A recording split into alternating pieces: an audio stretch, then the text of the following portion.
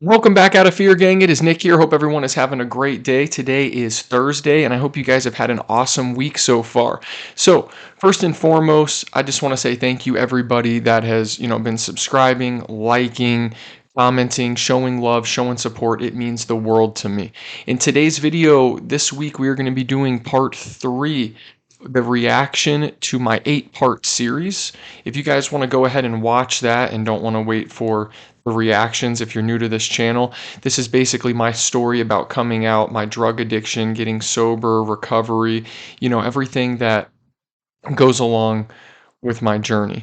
And I want to put this out there first as well. This channel is made to help people not feel alone and feel like they're not the only ones going through, whether it's coming out or relationship issues, or maybe it's drug addiction, figuring out what they want in life. It can be anything. And I just want everybody to know that you're not alone out there and that there's always help, and you can always email me. I put my email in the description of most of the videos. It is outoffeargang@gmail.com. With no further ado, let's get into this video and see how it goes. And I'm a complete idiot, and I did not put the sound on my headset. So we're just going to do that real quick. And here we go. Let's get it. What is going on, YouTube? Welcome back to part 3 of the coming out drug crazy story that you like to call my life.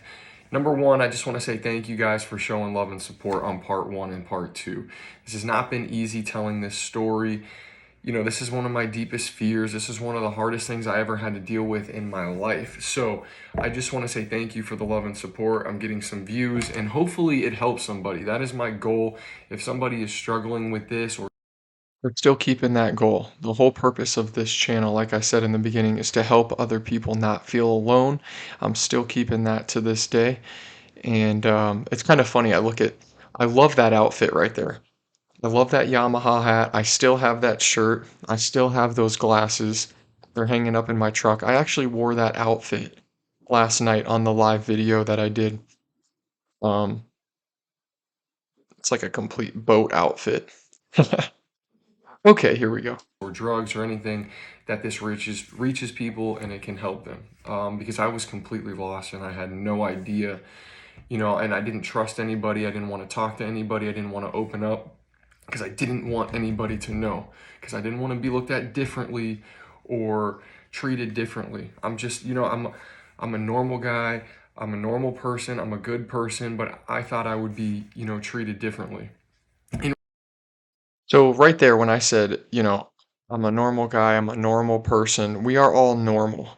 What I was more talking about there was being treated differently after coming out. And I will say this, after about I don't know, this was over a year or something ago, and I came out at the end of 2020. Everybody, almost every person I've had an interaction with, I've been able to feel like more of myself. I've been able to express myself more. I don't feel like I'm hiding something, which in turn gives me the ability to open up more and create a stronger connection with somebody. So if you are out there struggling with the thoughts of, do you want to tell someone? Do you want to come out? One, it's always your decision and you take your time. But I feel that I've been able to build stronger connections with people being 100% honest. And that goes with recovery, addiction, and coming out all together. In reality, nobody cares. Okay? I know it seems like a lot inside, but nobody really cares. You tell somebody something, and 10 minutes later, or 5 or 10 seconds, they're back to thinking about themselves and their situation and their life. That is very true as well. Most people are so involved in themselves and their own lives and everything they got going on. They'll tell you, they'll sympathize with you, and then they're back to thinking about themselves. I still find that true to today. But I know the pressure that it can feel. So I want to say thank you all for the support, the love, all that. I can't thank you enough. Now, part 3, we're about to get into the good, Good stuff. Hope you guys really enjoy it. Um, and with that being said, here we go. So, part two, we left off where I was going in and out of, I would go to treatment and then I would try to get sober and that wouldn't work and I would relapse and I would go on these long runs for months. Now, this whole process took about 6 years and I went in and out of treatment centers. Like, I'd tried a Scientology based rehab twice and I worked there. Weird. Talk about real weird. I did a holistic rehab, super healthy, no sugar, no soda, none of that, no cigarettes, blah, blah, blah, super healthy. Didn't work. And I'm not saying that these didn't work like for other people. They just didn't work for me because I wasn't willing to work on myself and I wasn't ready at that time, obviously. So, this Yeah, I want to point that out again. When I talk about the treatment centers or different programs and they didn't work, there was obviously internal things that I was not ready to work on and be honest about, and I feel that had a huge, huge impact on the reasons why I went back out. It's kind of hard if you're not being honest with yourself, whether you truly admit that you have a problem with whether it's drinking or drugs or, the coming out thing. Like, it's very difficult to process what you're going through by yourself, and that's why I say it's important to reach out to somebody, because you need to have that person, that counselor, somebody you can confide in, and have them give you their viewpoint on it, and definitely a professional that deals with stuff like this lasts for 5 years, 6 years, and it's absolutely miserable because I don't know what I'm doing. I don't wanna be honest with myself, and I'm just suffering. I'm detoxing all the time. I'm pawning things, I'm lying, I'm stealing, I'm manipulating. It's miserable, guys. It was not fun. And then the whole time I'm dealing with the fact that I'm, struggling with the fact that I'm gay and I can't tell anybody and I don't wanna tell anybody, so I'm using more drugs and the cycle continues. So, one of the last times I got high when I had this long stretch of sobriety, so there's more to the story, you'll see, um, was in 2017, like February of 2017, at the end of February. And I went 2 days without doing any drugs and I started to detox really hard, of course, and I'm not doing well. I'm not sleeping. I'm freaking out. Okay. And I ended up taking a whole bunch of Xanax. All right. Xanax is a benzo. It gets rid of anxiety, helps you sleep, blah, blah, blah. So I'm taking this and I finally come across $30, okay, after the night of taking Xanax. And I'm so happy because I couldn't find any money and I want to go to the dope man. So that morning I wake up in my pajamas. It's probably like 7 o'clock. I hit up my dope man. Hey, you up? Blah, blah, blah. He says, yeah, come through. Great. I go driving through and I get to his house. His girlfriend's there. I'm so sick. I'm shaking. Like I can't even move. Vomiting, diarrhea, cold sweats. I need heroin because if I don't have it, I'm literally like you can't operate, guys. So God, I can still remember this to this day of driving to his house in my pajamas, beyond sick, dope sick, not having these drugs, not having the chemical in my body, and like the symptoms, of not having something when you're dependent on it like that is all those things I was talking about. The restless legs, the vomiting, the diarrhea, the cold sweats, the chills, the goosebumps, that was so bad. I remember shaking. Ah, don't do drugs, kids. She gets the needle ready for me, everything. Last thing I remember is sticking my arm out on the kitchen table and looking. She hits me, and I just like remember this big sigh. I was like, and as I breathe out, I just fall back, and I ended up overdosing. Now, when I overdosed, he tried to keep me awake. She tried to keep me awake. They were slapping me. They threw me in a cold shower, running water. They called the ambulance, thank God. And when they called the ambulance, they kept me in the cold shower till the ambulance got there. Just want to say something else real quick. The reason that I overdosed was not because of the amount of the heroin or it was $30. That was like not a lot compared to what I was doing. The reason I overdosed because of that was because I was taking Xanax and I took them all that night because I wasn't sleeping and I felt horrible, and that's the only thing that kinda helped calm me down during my withdrawals or, detox, and so when I came across that $30 and I went to the drug dealer's house, he gave me the $30 worth, but when you mix a benzo with an opioid, they're both downers, and it stops you from breathing if you do too much, and that's what happened. Um, and I remember waking up in the ambulance after I guess they Narcan me, and I was just like, I woke up and I just remember being freezing, freezing cold. And I remember looking around and then I just like blacked back out. And then I remember waking up in the hospital. I mean, tubes connected to me, everything. And I'm just like, I'm stuck on that bed. And I remember waking up and just losing my mind. I mean, I was like, holy shit, I almost just died, you know? But of course that doesn't stop me. What does Nick do? He decides, fuck this, I'm out of here. And I'm freaked out, but I end up leaving. I can't remember if I signed out or if I just ripped everything off and just left. I can't remember. Drugs are bad. So I end up leaving the hospital. Who picks me up? My drug dealer and his girlfriend in my car. And I go back to his house and I'm still like out of it. So, what's a good idea?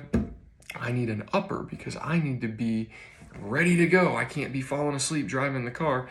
So, I do a shot of cocaine, shoot up some coke. All right, I'm geeked out, ready to ride. Let's go. And I end up leaving and I'm driving back to my mom's house because I couldn't afford my place because I was a junkie.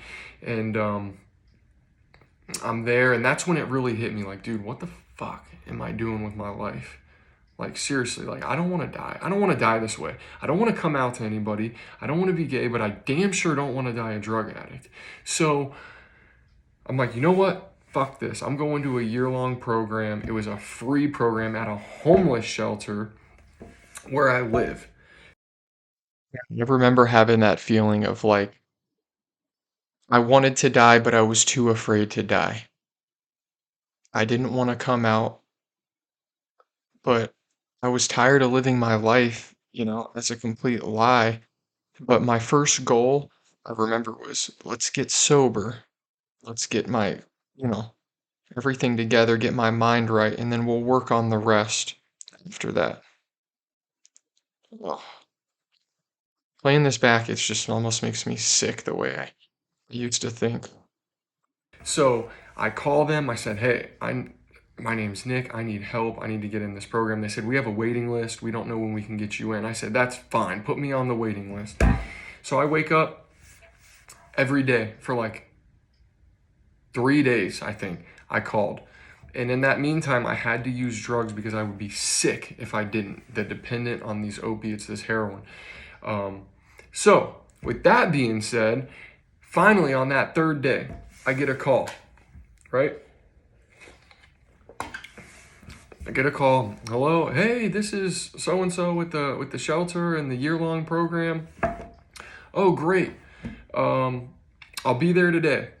So I go, and this is a faith. Okay, remember, this is a faith-based 12-step program.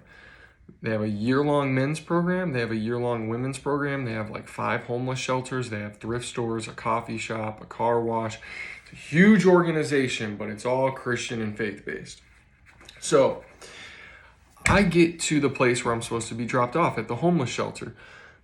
And my parents are like, they love me, but they're like done with me at this time. So I'm like, all right, I'm high, of course. And I get there and get to the homeless shelter. And what do we do for the first month in this program? We have to sleep in a old fire station place with like 15 bunk beds with thin like jail mats. We have to get up at 5 in the morning. We have to go to this gym. Then we have to come back, get ready. We feed the homeless people breakfast. Then we clean up outside. Then we feed the homeless people lunch. Then we go to class. Then we come back and clean. Then we feed the homeless people dinner. Then we clean. Then we do a group. Then we go to bed. And you do this for 30 days, right? So we do this for 30 days. It sucked. I was detoxing. I wasn't able. Yeah, that was a real eye-opening experience for me. I mean, your first week when you enter that year-long program, I didn't mention it in here, but you're sleeping on the floor of the kitchen in the cafeteria of the homeless shelter. Then from there, you go into 30 days into that old firehouse with the 15 bunk beds, and you do that whole routine. And I think that's still a reason why I wake up so early and work out. Um, it helped build good routine and good structure in my life, even to this day.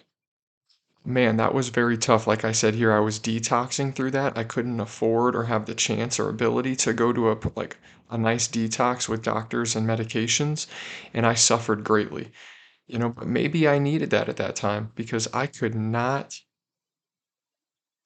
honestly, I could not sleep. I think it was like 9 or 8 days in a row, and I started going crazy. I'm serious. Crazy. Hallucinating, seeing things. It was bad. Able to go to a detox. I had to push through it. I did not sleep for it was 9 days.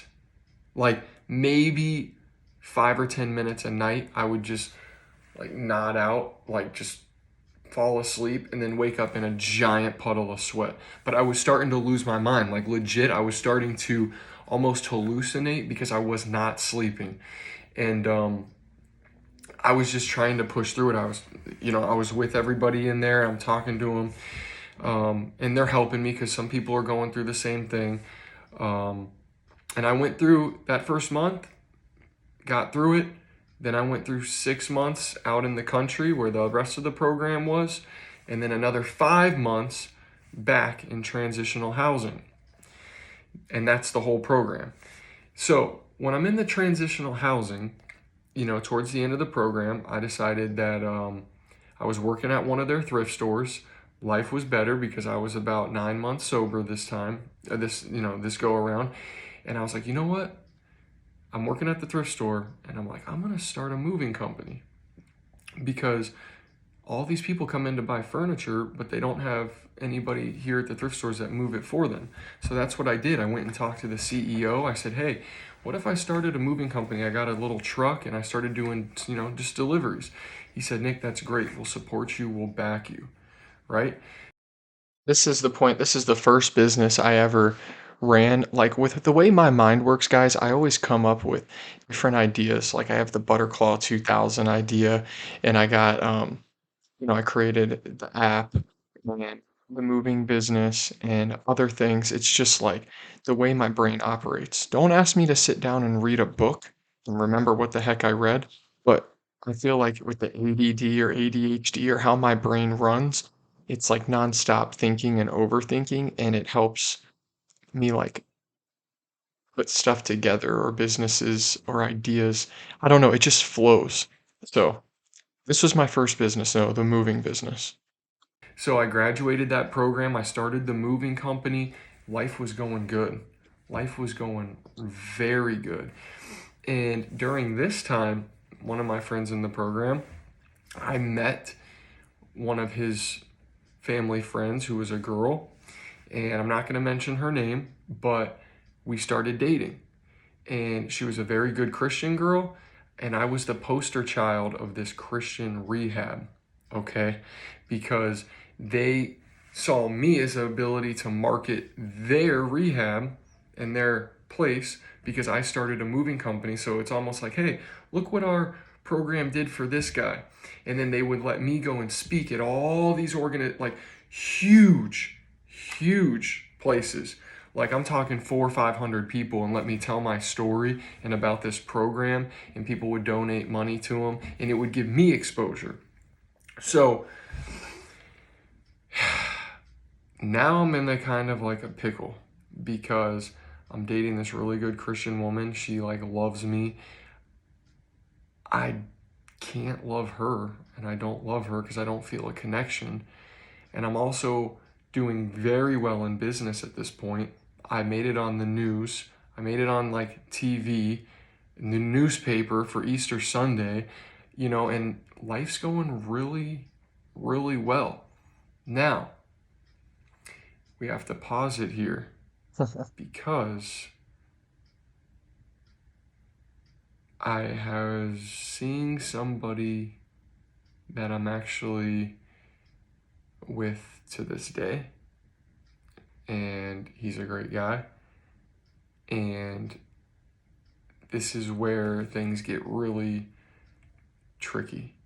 So that's where we'll leave it for part 4. So, key points: I graduated a year-long program. I started a moving business. I started seeing this girl and dating her. And I also started seeing this guy. And now I'm in a pickle because I'm the poster child of this Christian rehab and organization. It's my business is attached with it. I'm seeing a guy that I think I love, and I'm with a girl who loves me, but I don't love her. And nobody knows that I'm gay, and nobody knows any of this. And so that's where we'll leave it for part 4 coming up. I love you guys. Hope you enjoy it. Stay tuned because we got a lot more to go. See ya. Peace. Hey guys. Wow, that last bit was very intense, and it still brings back up so many memories. It was very difficult for me to be that so-called poster child of that treatment center that helped save my life. And then I'm also getting business from it, and I'm speaking at different places, and I'm building connections. And then I'm seeing this girl because I think that's what I'm supposed to do, and that it's going to help me fix myself from being gay. And I wanted to impress other people, or I wanted to have other people like me, and I thought that's what I needed. So throughout that whole year, yes, I got sober. I worked on a lot of things, but how well did I really work on internally what was going on with me? You know, how honest was I willing to be? And that right there that took me back out. How honest are you willing to be with yourself and others? So that is it for the video today. We will be doing the part 4 reaction next week. I love you all. Be ready Sunday. We're going to have the Sunday motivation, Sunday sermon, whichever you want to call it. Hope you guys liked the last one. Make sure you like, comment, and subscribe. You can also dislike. You can unsubscribe. Whatever you want to do. It's all good. I love you all. Have a great day. Stay healthy. Try to make some good decisions and try to set a goal that'll help you or benefit you. That can be anything. All right? With that, we're signing off and have a good one. Peace.